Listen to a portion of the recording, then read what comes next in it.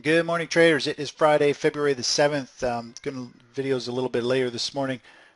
Fortunately, my microphone wasn't working. I had to jump to another one. And yesterday there was no video because eSignal was down for most of the morning. It didn't get back up till around 11 o'clock for me in the morning. Anyways, I'm going to quickly fly through the charts this morning, make things just really quick here, get caught up. Overall, this is the SP 500 futures chart. This is a 30-minute chart. We're coming up into high volume resistance. Equities have had a nice move up there. Yesterday we had a strong rally. Equities are up about 0.5% again this morning.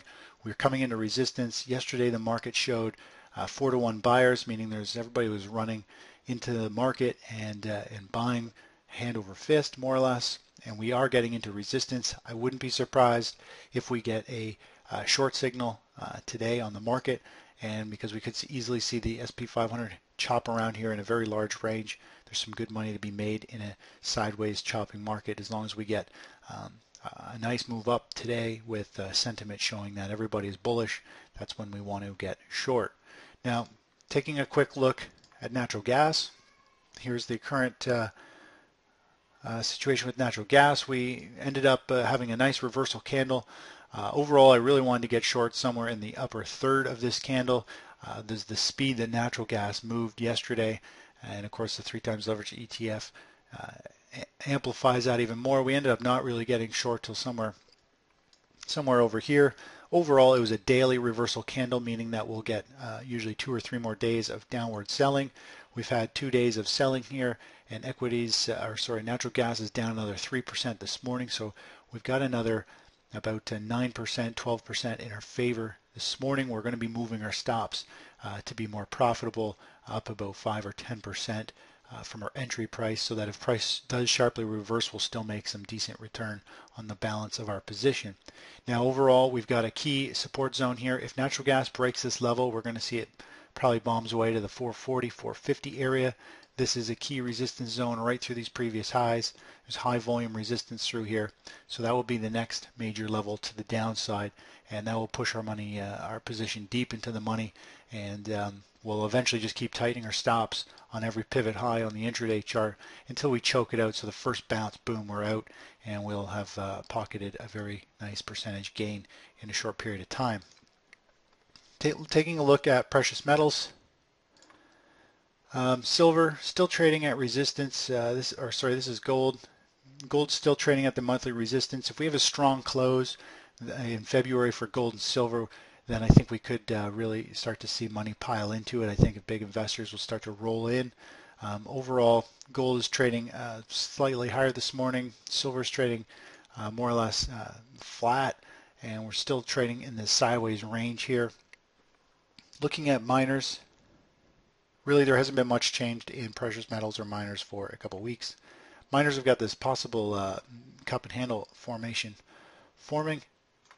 It does look as though we could see a pop in miners, and we could see it come back up and test these highs.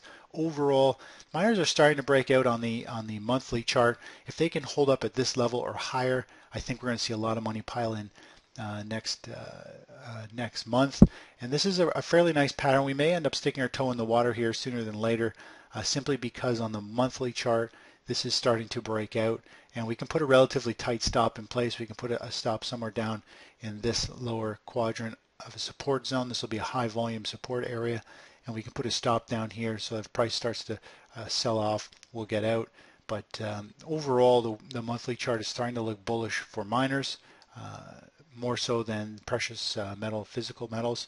So we'll see how things kind of play out here in the next day or so. We may be getting longish small position in the GDX. Taking a look at energies, let's just jump over to crude oil.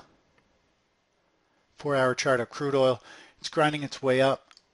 What we're looking for here is simply, I pointed this out a few times, we want to see it run up into the $100 per barrel level. We want to see a daily reversal candle, just like what we saw in natural gas, and then we'll probably see it continue to give way.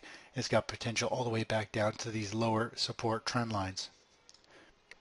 Taking a look at the US dollar index, not a whole lot's changed in the US dollar index. It looks like it's trying to form a basing pattern, very similar to what we've seen back in these levels over here. Pretty messy looking chart. It's not looking too attractive yet. If we can get a bullish pattern forming either up in the upper end here, we see it consolidate more, or we see a pop and a tight consolidation here, we'll be looking to get long because we can see a nice pop from there. But overall, this pattern looks as though we could come down and test for a triple bottom across here, and I'm not too interested in jumping the gun on the US dollar index just yet. Last but not least, the bonds.